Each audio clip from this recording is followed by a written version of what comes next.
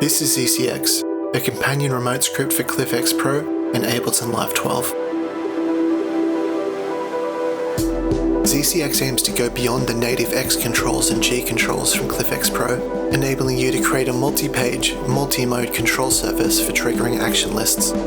It's designed for controllers with the pad matrix, like the Push 2 shown here, but there are versions for other controllers, like the Launchpad series. In this video, we'll briefly look at the key features.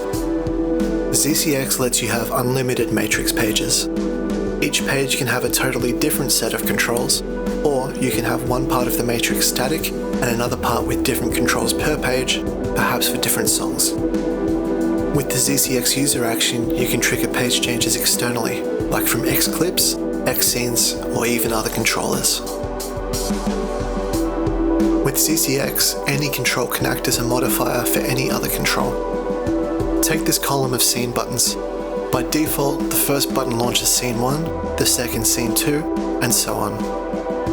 If I hold the shift button, these scene buttons begin to pulse, indicating that a special function is available.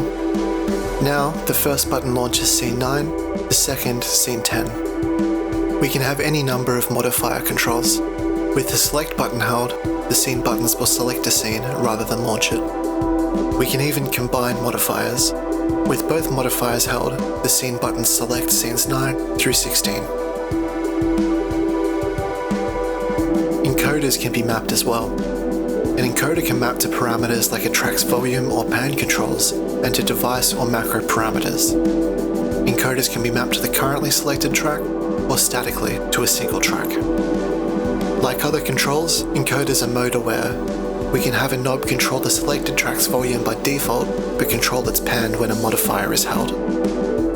ZCX scripts output key information over the Open Sound Control Protocol. We can use this information in an app like TouchOSC from Hexler. In this TouchOSC layout, we get feedback about what parameters are currently mapped, as well as their value, with text or visually on virtual knobs.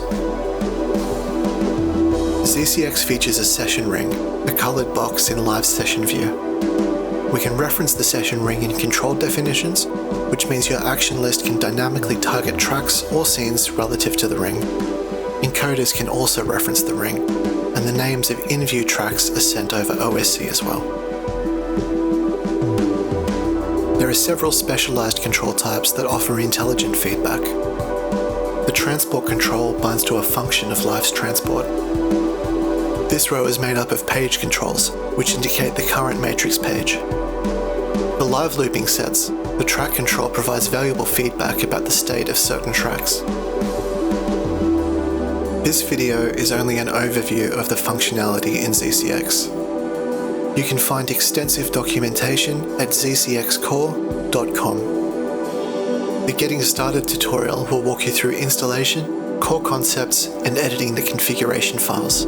And when you're comfortable with that, the reference section explains the finer points. I hope this overview has inspired you, and I look forward to seeing the setups you build with ClyphX Pro and ZCX.